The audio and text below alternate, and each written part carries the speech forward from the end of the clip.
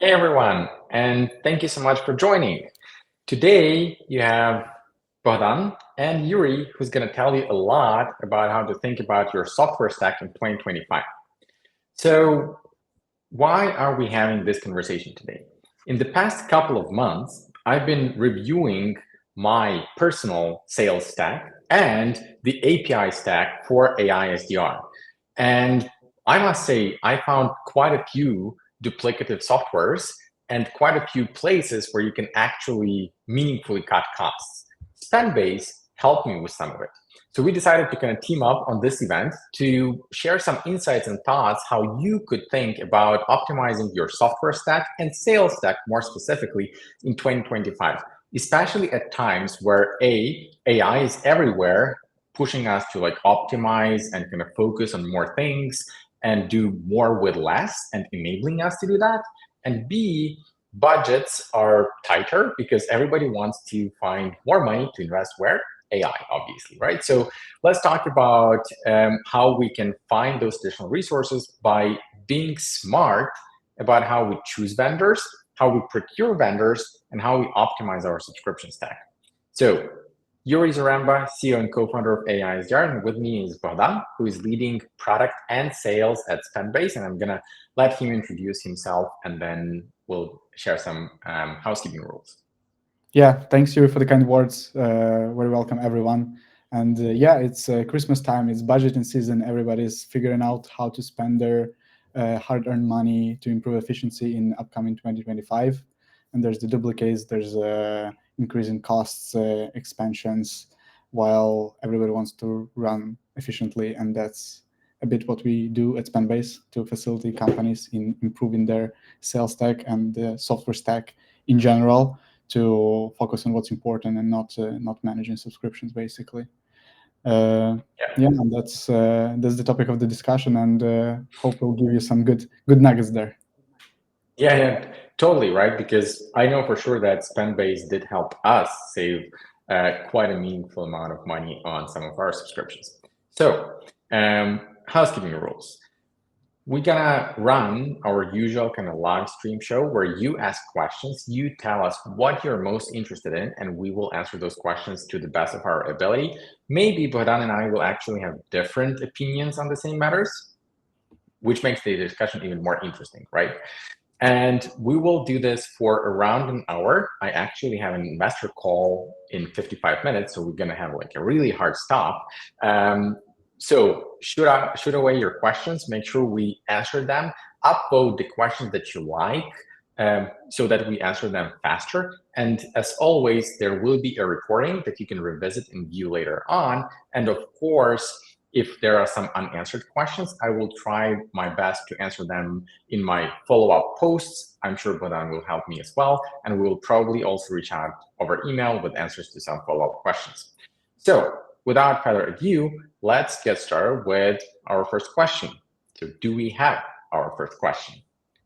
Okay, so our first question, how to best approach feature overlaps in the sales stack? Because many tools promise the same, so how can you understand what they actually do? Oh, this is a great question, a very complex one. If you don't mind, but I'm going to give like a first try on that, right? Because I spend a lot of time in this, and then we'd love to kind of hear your opinion. Go ahead. Yeah, so when you think about sales stack and features, there is this kind of approach that vendors have. Some vendors have like one and all solution, and then kind of the other vendors focus on point solution. And the usual selling point around that is like, we're a point solution because we really focus deeply on this specific kind of area of the sales process, right? And therefore, you should expect better results with our product. The all-in-one solutions usually kind of say, hey, you don't need those disjointed sales stack. I even kind of saw a term used like Frankenstack, which I thought is like really fun. I think Default, which is like an inbound sales company, uses it. You don't need a Frankenstack. You can have everything on one platform perfectly integrated. So the way I think about it is you actually should try to understand which features drive the most conversion to your kind of specific product, to your specific sales process, right? So for example, website visitors, right? So you can buy website visitors from our B2B, and that will be like a standalone solution, or you can buy website visitors now from Apollo or AiSDR, right? So what you should try to understand is, if I buy website visitors from AiSDR, like what do I get other than website visitors? Like it's a way to make them actionable. It's a way to like filter down based on ICP. Do I have alternative ways to do it with my current stack, right? So for example, before AiSDR introduced the website visitor feature, we used RB2B plus HubSpot plus AiSDR, right? Because we didn't have a better way to blend it into our existing sales process, and having high quality website visitors through our B2B connected to our existing platform HubSpot and then connected to AiSDR that automates the outreach was like the best solution for us. So the way to think about it, in my opinion, is, would a point solution fit well into my existing stack to deliver maximum value? Or if I don't have enough pieces of the puzzle to have like maximum value from this point solution, maybe I should actually explore an all-in-one solution, which instead of a point pane will deliver me the entire workflow. So that's how I think about it. But I would love to hear kind of your thoughts, probably more economical than kind of sales process focused. I think you're actually on gold here. And the one thing we should start thinking about is either you want to consider the purchase, or you already have some tools and you think if it's the right tool for the business, because then alternative or switching costs might be too high compared to when you consider purchasing something at the very beginning. And then you're right with the example about the website visitors. What's crucial for your business? Is it the outbound dialing? Is it the conversion, or is it the customer support that your clients will be getting along the way? So you find it anchor, and then you probably spend majority of the resources to have this one feature be as good as possible. And if something comes along with it, great, it might cover some other needs, while you augment some specifics with very narrow but high-performing solutions that you could separate and calculate ROI on that ones as well. And that's what we usually see. Like HubSpot would be a great example, or Apollo. They all have you can call from them theoretically. Would it be the most efficient way to do so? Probably not. Then if you look at your cold calls, how many clients, what's the acquisition split coming from the cold calls, and how much revenue you're potentially losing by not making extra 50 calls that your sales reps have capacity to do. And then that would be triggered to either go to find external solution or to calculate the ROI that it's not significant enough and continue with the Frankenstein that you have right now. So that's the way to go about it. Figure out the essentials, what drives the business, spend the most money on it, on the most comprehensive solution, and then tinker with some other tools for the specific reasons. Yeah, I love that. I love that. Thank you for that perspective, Bohdan. Business always comes first. Business needs. Legitimate business. Of course. Okay, great. I think that was a great first question. What do we have next? So what are the current limitations of AI in sales? Please help me understand where AI shines versus where there is still room for improvement. So I think you'll be biased, but you should start and then I'll tell. Yeah. I would love to hear your perspective, right? Like, I don't know if have you used AI in sales? Well, partially. We use it, I mean, all sorts of stuff. I think the best one is the transcription of the calls that we use on customer analytics. So that's the part of AI that we've been exploring recently that really augmented our intelligence across the whole organization, not only the sales, but the product. That's a great point, right? That you got me thinking. I am biased because the moment I hear AI in sales, I think AI SDR and like AI email outreach, but that is such a it's a much broader topic, right? And essentially, you're exactly right. When I think about AI in sales, one AI tool that I use every day is Phantom, right? So I use Phantom every day. I record all of my calls which automatically then gets synced to HubSpot, where AiSDR picks up the content of the call and then drafts automated follow-up nurture sequences and executes them, right? So this is like a great use case for use of AI in sales, both to capture the call, summarize the call, and then use that transcribed information to create personalized kind of nurture sequence for that prospect. Another kind of use case where AI works really well is conversational inbound lead qualification, right? So we have customers where like somebody fills in a form on the website, then AiSDR reaches out, says like, hey, do you qualify based on like 1, 2, 3, 4 criteria? Yes, no, depending on the answers, which are conversationally kind of obtained, right, by AI via email. It then goes out and kind of either invites them to book a meeting if they are qualified, or just continues to nurture them. And then on the outbound front, I think we have already kind of nailed the AI kind of prompting that delivers high quality messaging, right? We, I think, have nailed using AI to find and research the right prospects, where I think AI is not your savior, right, is in figuring out your audience message fit, product market fit, right? This is something where it can speed up experimentation, but not figure it out for you. And I think, honestly, like AI calls are still not there yet for sales purposes, but for kind of taking inbound calls for like customer support, customer service, maybe outbound calls to see if someone picks up, right? So those kind of AI multi-dialers that you briefly referenced before. I think those could be interesting applications, which I think are already there, but we're still kind of really far away from high quality kind of AI conversations over phone, or something that we're using and I'm tinkering with is AI videos and like AI video demos, right? So that instead of you and me, you can have like an AI that you can talk to and ask custom questions. What I see them lacking the most is actually the emotions, right? So when I talk faster, then slower, then like more loud than and more and this dynamic of human voice and emotion, like it's just absent in AI, and therefore the best thing you can do is just kind of use it as an advanced FAQ chatbot on the website for now. But I think this is going to evolve over time. What are your thoughts? No, that's true. I mean, AI is all of the same if the context is the same. So it's the most important thing. It's the context. So basically, AI serves people to provide the context that they do not have time to collect or do not have enough of a good memory to replicate, ideally, and the AI doesn't have this limitation. And same the other way around. The most important thing that salespeople deliver during the calls is the unique context of their life experience.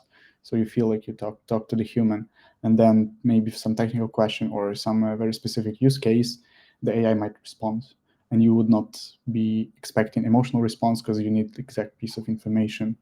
And that's basically what's so exciting about it. You have the human job, and the AI will do the boring stuff and the recalling for you along the way. And that goes along many different verticals. So qualifying inbound, supporting the outbound with the right context, learning something from scratch, just about the lead, or even if you do the calls to qualify if it's a real human who picked up, or it's an auto dialer, or it's something else. So it just helps humans be humans, and I think that's what we appreciate the most. Yeah, I think you're right. And I think something that kind of people misinterpret a lot about AI is that they think that this is like a universal assistant where you can like ask anything and get any answer, right, to any situation or question. But actually, it's software, right, that is very good at following instructions, right? So if you want to have like a really good output, as you mentioned, you have to give it a lot of context, which means like super detailed instructions and background, etc. But you can't give it live context, or at least not for a unique like human interaction pair, right? You can kind of give it context about your life and kind of some elements of it, but it's still not going to be that good for now. I'm very kind of bullish on the overall kind of future of AI and what's going to be possible. But for now, like, let's enjoy what we have and not over promise or like over expect, I'd say. Yeah, I think Cool. you just have to make people superhuman with that. You want to trust human, but you want to trust very capable humans. So, and that's the future.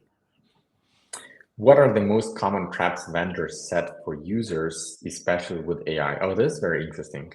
I know of a couple. I think you may have many more stories to share. So I will let you start on this one. What are your, I don't know, top 3 favorite traps? Favorite traps vendors set for the users. I mean, what's frustrating is how some tools are using AI for the sake of AI without any specific use case to drive the price up. Especially, we cannot. One of the cases, I'm not going to name the company, but probably, as you know, many AI use cases are being built for the usage. So you should be mindful of the prompts, how often you utilize the AI, and sometimes they include in the subscription the AI feature that they advertise heavily, and add like $2-3 to the pricing per month. But you cannot turn off the usage, so your usage piles up. You basically, without knowing so, have like tripled your bill. And if it's an annual one, there might be some issues, and then you've been referred back to terms and conditions. But I mean, obviously you use that, you enjoy that, but you are not mindful of how the pricing is structured, and you have no forecast of the future bill that you're going to receive with all of the usage of the AI. So I think combinations of those are the most frustrating ones that really might be driving some refunds. So that's the ones people should be mindful, and the product makers should be mindful of as well. I mean, of course, they want to drive the adoption, but maybe in this way, the cost is too high. I'm curious, in your case, right? In the case you just described, was there a markup on usage, or was it just like plain like passing down the cost from the API, like AI API providers? That's excellent question. I don't even think there was, to be fair no to markup. that. So that was even without the markup, but the whole positioning itself was broken. So I mean, with markup, it would be even worse. Maybe I think they removed it after some time. So they tried to solve it by removing the markup, but it still didn't work because the AI was not the core of the platform. It was an addition that ended up costing 3 times more than the core product. Very interesting. I know of this model, right? Because I'm a heavy user of Wordware, which is basically like a platform to kind of prompt different things, and you pay for usage. But they have this like really useful feature, in my view, where you can set a cap, right? So basically, you set a cap, you know exactly like what is the maximum amount you can pay for the models, and then when you reach a cap, you get notification, and then if you want to like increase your cap, right, for model usage for kind of next month. So this is a very interesting thing. I never even thought about it, but that's definitely should be considered a common trap. Some of the more contractual ones, like I came across often, is having provisions like refunds in I had a situation with a data vendor, where we paid kind of in advance, and then kind of the contract was terminated. I asked for a refund, and then I got a response like, your refund will be processed in accordance with our refunds policy, which seems like a very nice legit response. And then you look up the refund policy, and it says no refunds, right? So like, when somebody says you that something is in accordance with the policy, like, make sure to read that policy to understand what you're actually getting into. Another thing, and this has been kind of the case, is basically I always look at provisions like about what happens after the termination of the contract, because like some vendors have like your data stays like forever in their system, you can't export it. Some vendors may have like very complex like break clauses. Some vendors say that you cannot use their data after the contract is terminated, they can sue you afterwards. So there can be like a lot of tricky stuff in that place. And also, it's not a trap per se, right? But when I'm being completely honest, I'm always very kind of upset when vendors are very kind of strict regarding their kind of termination and non-renewal rules, right? So usually you have this like 90 days in advance. Usually nobody ever tells you that the renewal is upcoming. Usually you then kind of remember about it on the 89th day before the termination. And then you say, oh, hey guys, I'm 1 day late. Like I want to terminate. And then no, thanks. Like not possible. Your contract is going to be automatically renewed, right? I never like, I understand this from the business perspective, but from a customer perspective, like, yeah, I understand that you will get this like 1 year revenue extra, right? If they will pay your bill. But ruining the relationship with the customer in that way, like by being so forceful, I don't know if that's a good idea. In terms of AI vendors specifically, I think a big trick that I've seen is basically locking a customer into like a long-term contract, right, for an unproven solution, right? So there may be kind of some different opt-out provisions, etc., but nobody tells you that the opt-out time will mostly be spent on configuration and getting it live, and then the opt-out period expires. You actually launch it, doesn't really work, but then you're locked into a year. And I think in experimental solutions like AI, right, it's not always fair. And I think the most appropriate model would be month to month. I can give you one real example, specifically on this one, because that's what we had. Found a solution. We were looking for a transcriber for the calls. One less popular, but they were very excited to work with the European market with us. And then I was not the one who was negotiating the deal throughout the way. And the guys came, okay, we should do this. Here's like the annual price. Like for the annual, the price is really nice, but the monthly was like 5 times higher, like exceptionally high. Exactly. And yeah, and I was very frustrated, exactly with the same point. Like, guys, like, what the hell? I know, like, we've tested you for 2 weeks, but I know if something breaks, what happens next? And then after some back and forth on the call, we agreed for the following. We did buy, but with the clause, if we do not like the experience, if ABC breaks, we'll have a right for a refund up to 90 days after the purchase. So we have 1 quarter, and they were committed to delivering us excellent experience and setting up, etc., etc. And it was recorded during the call. So they have like legal obligation to follow up on that. And both us and them got the recording for whole fairness. And I think that's one of the ways you could possibly tackle that. And that's how we did it. And it's pretty happy because the incentives are right. The salespeople got their commission for closing us as a client. And then they push enough the customer support to deliver and developers to deliver the excellent experience, not to get the refunds during the quite extended period. Yeah, that also reminds me of the meme that we had on our kind of intro slide. That is an interesting kind of perspective, but something I always do the same things, right? So trying to kind of find a middle ground, right? So for some customers, we even kind of offered meetings booked guaranteed, right? So to reduce that amount of kind of risk they are taking onto themselves.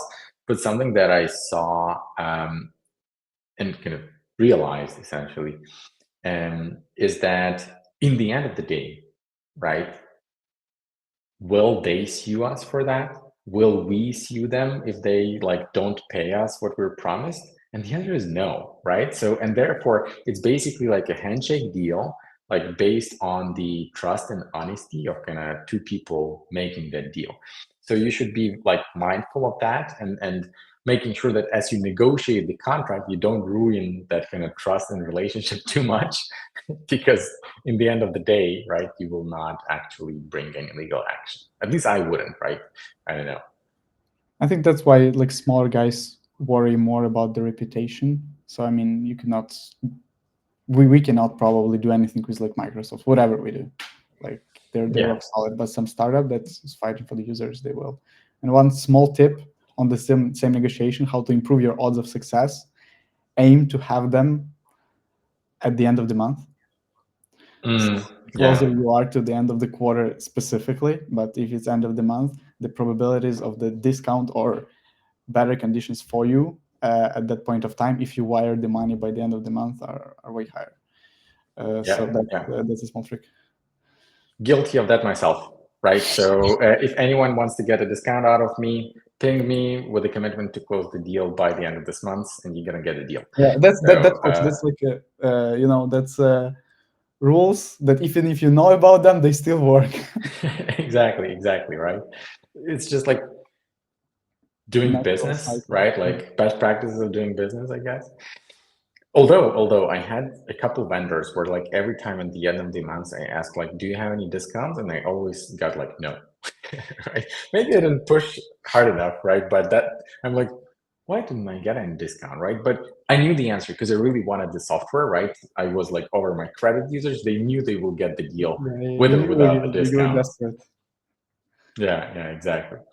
Okay, next question. So where do AI tools sit on the org structure in 2025? Interesting question, right? The follow-up question to that is like, which AI tools? Because that depends. If we're talking about AI in sales, what I've seen is that mostly they actually sit in marketing, right? So basically, people who are responsible for running marketing, they now start owning the AI tools, especially the AI tools that are autonomous, like AiSDR. So basically, you are running marketing, you're running email campaigns, you're running ad campaigns, you're running something else, and you're running AiSDR because it's also fully autonomous. And then when somebody responds, books meeting, it gets routed to your sales rep, basically as an inbound lead kind of hand raiser. But when it comes to like other products, right? So in sales, for example, email copilot, email writing copilots, research, like prospect research tools, I've seen them usually be focused on somebody in RevOps or somebody in kind of SDR management space. And then obviously kind of customer support.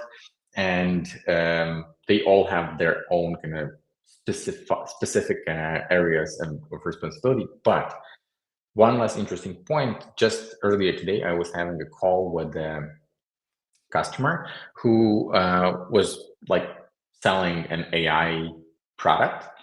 And what their positioning is that you should be targeting both people in kind of IT, right? People who are responsible for our specific vertical. And if there is anyone with the title AI in the company, you should target them as well, right? And the thinking behind that is that people who are responsible for a specific business function, they kind of care about the business outcome and the efficiencies, so they will be interested. But then people in IT or somebody with the title AI will usually be the one who owns the AI experimental budget that many companies currently have. And therefore, like if you push that product kind of to their area of interest, right? You tell them like, hey, you can also spend this budget on this. They may then eventually bring you to the decision maker. So those are kind of like my. Do you have many people with AI title? I think it's the bigger companies. No, yeah, those are always big companies, right? But yeah, not many people with those titles. We actually had a customer who was looking for people with titles who have like digital transformation, and I'm like, how do you find people like that, right? Yeah, so like bank or what? Yeah, multi-thousand kind of people, corporations, and honestly, I think like after the COVID financial boom passed, right? Those people got different roles, I would say. Yeah, that's true. That's true. For us, it's we have 100 people almost in the company, and you're right. Some owners of the departments have their impose some rules, but what we see that many people adopt tools bottom up. So somebody on an individual level uses Claude or some automation, then they show it to colleagues. It also works, and then they just submit the request to the manager. Hey, we probably need this, and they already proof of concept, and they adoption is guaranteed, which is a big problem usually if somebody is imposed, and that's what we see with the many tools, that the price might be high, but adoption is low. No matter how exceptional is the tool, it doesn't get utilized. And like even our first party data, we see that average sales rep on top of their salary and the cost for the company spend about 3.5K, like 3 to 3.5 on Really? sales. Yeah. And they buy it on their own credit card? I mean, no, it probably it's company or it's reimbursed, but that's the cost of the software per sales rep. So it's That's pretty crazy. quite significant if you add up everything. Yeah. Also something to optimize. Consider AiSDR and our end of month offer. No advertising intended. Very fun. Cool. Thank you so much. This is very interesting. So, which sales tasks should definitely be automated and which one should be left to human reps? No idea. Just kidding. Right. I have strong opinions on that. Whichever you can. I mean, I think that's the most pragmatic and simple and obvious answer. I mean, humans are lazy. We don't want to do anything. Right? That's exactly that's kind of my I don't know. I wouldn't say that it's my life philosophy because I do a lot of stuff, but I think that is kind of my view around how generally people approach kind of work and sales, right? So there is definitely kind of craftsmen, like artists who like take pride in like every email they write, every kind of prospect they research, like sit down, like read through everything, like research, build a story, build a case, and then bring it to life. But it feels to me, and maybe I'm totally wrong, but it feels to me that there are so few people who like think like that. And then everything else you would want to automate, right? And for me, like that's prospecting research, email creation, LinkedIn account creation, outreach across channels, eventually calls. Something that I think we will never automate in the end of the day is like demos, right? And actually kind of buying experience, unless this is self-serve, right? So coming back to what you mentioned, like bottoms up, people would want to learn more, self-onboard, explore, maybe talk to an AI avatar, like understand some specifics around their use case, and kind of that's it. But then when you are talking like 50K plus checks, you would want to jump on a call with the person, understand kind of how you feel about them.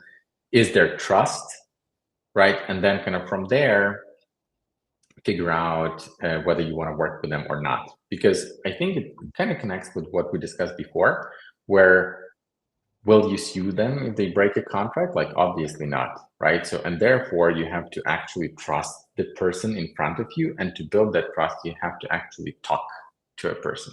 So I think that will be like part of the human interaction for some time, right? But you are spending a lot of time in sales. Like, what have you automated, right? And what have you not automated yet?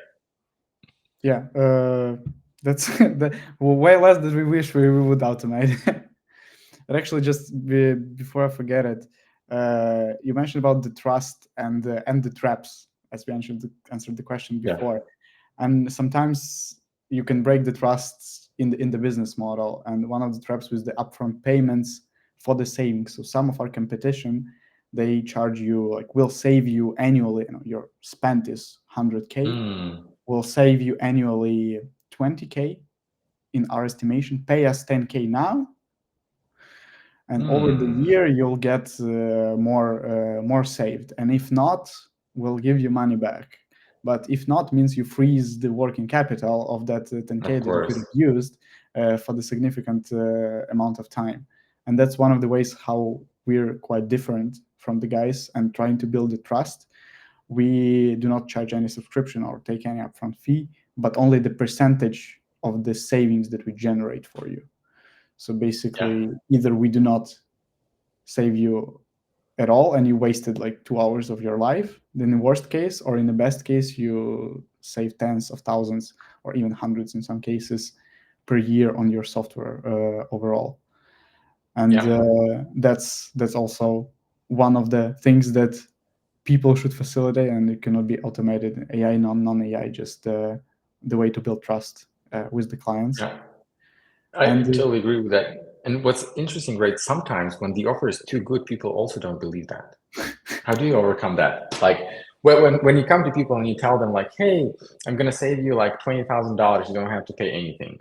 Like, don't like, how many people say like, I don't believe you, right? Like, this is I scam. mean, you do have to pay, and we're very upfront about it. You pay 25%, in our case, 25% of the savings, so it's a quarter of that. And we're very upfront about if we cannot save you anything, we're not interested either. So we're like in the same boat. Of course. And Yeah. also, there's like, it's not immediate. It's on a rebill. So if some rebill comes up, we either give you a partner discount or we negotiate on your behalf, and you'll realize all the savings over the course of a year, probably. And it would take some time to set up. So it's not a magic trick. There's no snap of fingers, and there's plus 20K in your bank account. But it might be part-time employee that you could hire extra just by bothering enough to do an audit. The biggest problem is for people to identify the costs. So as you mentioned, you notice some stuff that you pay double for, and that's one of the things that we do. Okay, what you spending money on? People like, I don't know, some software. One team uses this, other team uses that. Never thought about it, especially until you get to the size when you can afford full procurement team. Up until like early enterprise level, like 600-800 employees, I think you should not bother and just outsource it, because that's the worst part. Like accounting for the duplicates of software spending. I mean, there's like gazillion better ways to do and more productive ways to grow your business and spend your money, for sure. Than doing this stuff. Next question. What do we have here? Is sales tech overpriced? How can I tell before buying and testing it? Oh, I have no idea about it. Tell me. So the answer is yes, it is overpriced. And there's several ways to go about it. I'll tell you a few of the very actionable things and how you should think about it. One of the great ways, probably all of you know AWS, and how high the cost could go up in the cloud spend. And there are a few ways to tackle that. First, you have to understand that they're very high margin business. Their margin is exceptionally high. So if you look at the balance sheet, the P&L of the Amazon, it's public. Yes, majority of the volume is their marketplace, but majority of the margins and profits come from AWS. So keeping that in mind, there's like legitimate way to downsize or get a good discount, because they still have a lot of margin to play with. And then with that in mind, you should explore several things. First, probably with the real big vendor, it'd be hard to negotiate directly. You should go for the guys that have volume advantage and can give you a partner discount. So by aggregating many clients like we do, you can get a flat out discount. And then inside the architecture, you can do the reserved instances. You can do some other stuff. You can get for AI specifically. Many of the big corps have programs when they can give you the credits for free to increase the adoption in your company. And it's also none of your responsibility to be aware of all of the programs that are popping up in the major corporations or startups for AI. And that's kind of our responsibility to present you with the right opportunity for you. And then if you talk with the small companies, so not enterprise level, test first to reduce the price. And one of the stories from us that we did actually a few months ago, it's about the auto dialer. I'm not gonna name the companies, but you know the companies, definitely. All of the best ones in US to have especially multi-dialer, so you do not hang on the phone, but you can talk to the clients. Always mention to all of those guys that you want to test, and you've tested all of the other guys. So they're pressurized to win you over, even if you might not be ideal ICP for them. Also, for each subsequent guy that you talk to, you can add a few days or a week of trial that you request. You can even mention specific names. They give us 1 week of trial. We need 2, because unfortunately, because of 1 week, we could not calculate the ROI on the tool. So we decided to explore further, and they did not want to go into the same bucket. So then they give you favorable conditions on the extended trial, and they could sometimes lower the pricing to be competitive to the market. Don't lie though, because they know the benchmarks as well. They're not idiots. But you would be sure to get extended trial for many of your team members, sometimes 2 to 3 times longer, and slightly below market rate conditions for the tools. And if you do not need something immediately or desperately, that would be the way to go with the smaller companies. So either take all of the discounts off the shelf, go for partner discounts like we have with the big guys like HubSpot, etc. We know the startup programs, so we can deliver that. There's no need to play. But with the growth companies, even if they raised 40 million, still you can do that. That's the way to go, and it works every time if you're respectful and if you really tested few of the alternatives. That would give you the best shot at getting a good tool. I think similar margins, correct me if I'm wrong, Kara, with the data providers for all. I think so. So they also have a lot of margin to play with, so you can pressurize it a bit.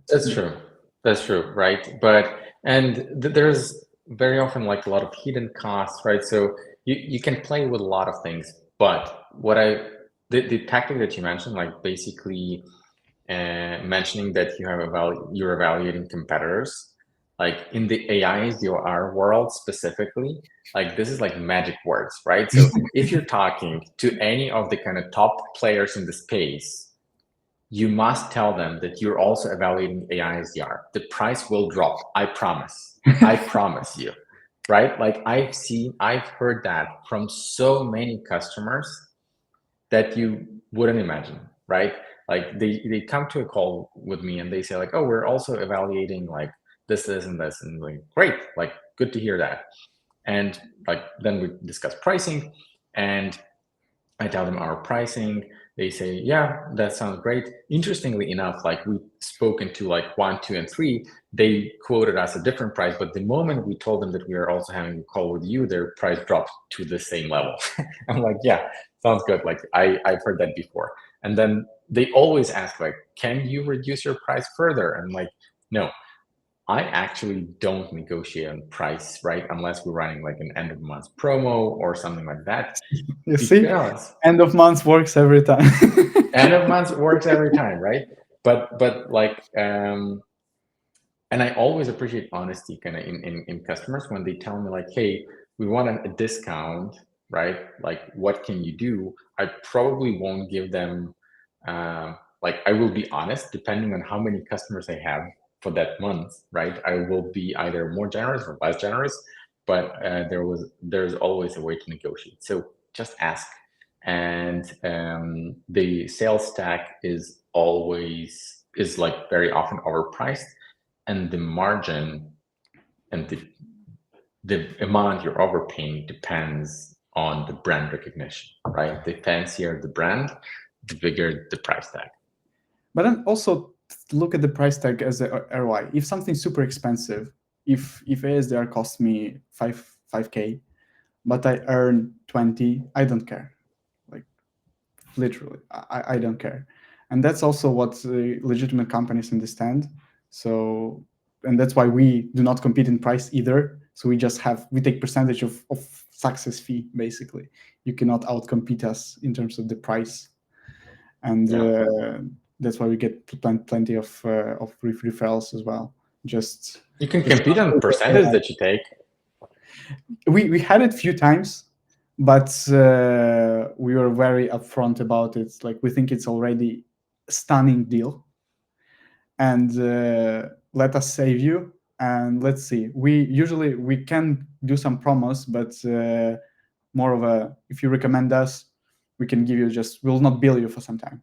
So it would not be reducing the percentage. And that's, I think, one of the offers that we have here. So if you've seen the code before, we'll just give you 5K of savings for free. So we'll not charge you anything for the time being for you to get feel of it, to see that this legitimately works and you're paying less. Yeah, that's a fair deal. So next question. I come across too many pricing models for AI software. Why is there so much difference? I have only one very simple answer, because nobody knows how to price it, and nobody can guarantee results to price on the outcomes. That's pretty much it, right? So the only thing you can price on honestly is kind of usage, right? And like some sort of outcomes, like intermediate outcomes. Like for us, it's like emails sent. But ultimately, what people want from us is meetings booked, right? And then like Phantom, they charge per seat, and then like Wordware, they charge for usage plus users, right? So people are trying to figure out like where to and how to price while they can't price on outcomes, which is how AI should be priced. That's how I think about it. What have you seen in the space? I can tell you, maybe not in AI, but that's universal problem. With the AI, it's even worse. We did recently experimentation that our CMO didn't like at all. Because we have the platform, we generate the discounts for you, but then another problem is that some of the subscriptions are redundant. You've bought them, nobody's using them, and you struggle to find them. And that's what our platform does. So you connect all of your tools.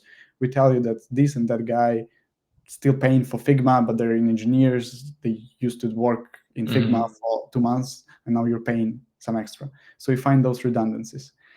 And some companies ask us, can we price the platform separately for them? And we did it privately. We thought it would be a good idea to do it publicly. And we changed the website. So we put the pricing, and then our conversions like dropped by 50%. Wow. So now you're entering the whole different realm of competition of how else I would track those things, and you enter the price war, and it's never good place. So performance wise, so it's kind of a usage. It's kind of a usage based on the outcome. Yeah, of course. I wish there was some for AI, some way to have similar model, and I think it would get as the price for the prompting would be commoditized and standardized across everything. Then you could attach something else on top of it. Yeah. I'm commissions on deals closed, or commissions on the exactly. on the calls. Commissions on deals closed, or like that would be perfect, but then you have to track it through the entire pipeline. So that's like a longer time frame, I would say, right? But then the meetings booked, or like qualified meetings booked, I think this should be possible within a year or so. Like I'm hopeful, right? I'm obviously optimistic on this. And then calculating ROI would be a breeze, and I think exactly you just take off from there. Yeah. So what do we have next? How can I negotiate subscription prices? But take it away. That's your. I think we've touched on it quite a bit already. Remember, for the trials, mention the competition, mention their pricing. Go for the beginning of the month, so you have the month to try it out, and then at the end of the month, you can pressure them with the price, so they have to close their rates, especially if you talk to the salespeople. And you can do some tricks in terms of the annual commitments when you have the right to cancel, conditional right to cancel, so both of you feel comfortable. And those two would work for startups to mid-sized companies. For the big ones, don't bother, I would say. Use their programs, use their partners, use the guys who have the volumes. Take everything you can off the shelf. Employ someone, if you can, hire a procurement or purchase person, or outsource it to Spendbase or some other company to do that for you. And I think with those two, you'll be ahead of 90% of the guys out there. Yeah, I agree. Also, mention that you're evaluating competitors, right? So try to kind of use that against them, and then also try to be open about like your thinking behind this, right? So I've had a whole bunch of negotiations and pricing on both ends, right? And usually the most interesting ones and the most successful ones were like, hey, here's kind of my budget, and here's why it is like that. Because I want to get to like this outcome in this time frame. Like, what can we do here, right? And then when you give your vendor this understanding, right, and when you have this understanding, then you can have an honest conversations about like how to get there, right? So maybe they will not give you a big enough discount, but they will give you like more volume, right? Something that I recently was kind of talking about. So I was looking so I was looking for big discount for data vendor, right? Obviously they said like, here's like our super mega tier that you don't need, but the price is going to be really nice there, right? And then I said like, okay, like if I go for that kind of big super mega tier, like with this discount, and like what else can we do? Like, and then we got like credit rollovers if I don't use the entire kind of super mega volume because I don't actually need it right now. And then in the end of the day, I did what you mentioned in our conversation. I said like, hey guys, this was the price you offered. I'm paying today. I have this much money. Like, are we good? Right? And that was another like 10% discount, and I paid that day. Right. So so many items in play. Just be creative, right? And understand that in that conversation, everybody wants to close the deal, right? You and them as well. Yeah, definitely. Like with the sales, you just help to make the right decision, right? And that's an excellent point, especially if you use something already, you need an upgrade. The willingness of the companies to give you discount on upgrade is way higher than on the initial deal. So you're already paying up, but you could pay up like 40% less. And that's actually what you mentioned. And that's common practice. Ask for extra seats, extra credits, not talk about the price, but ROI would be rising for you. Exactly. Okay, I think we have time for maybe one last question. So, is performance-based pricing the only valid approach to justify the expense and see tangible ROI? Wow, that's a difficult question. I think no, because like performance-based pricing means that you have like a measurable outcome, but for many tools out there, you can't have performance-based pricing, right? So I don't know.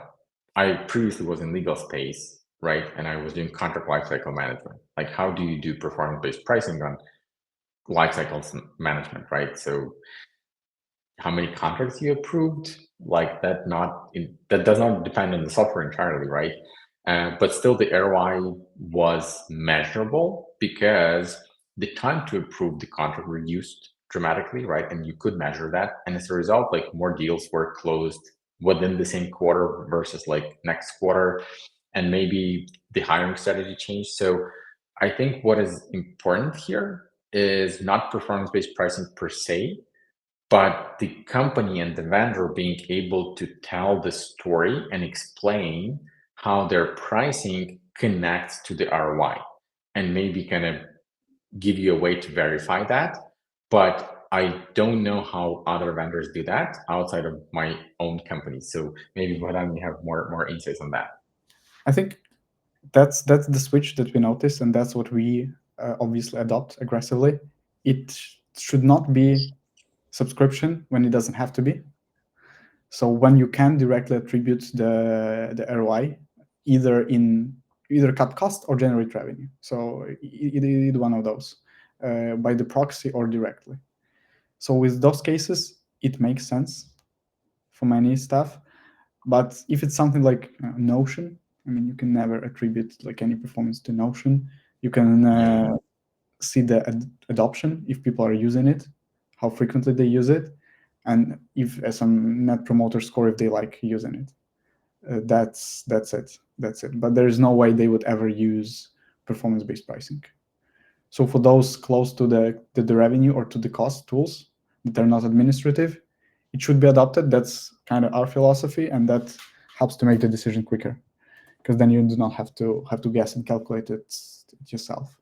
I think on the enterprise level, it's a bit different when you sell because of the person, the reputation.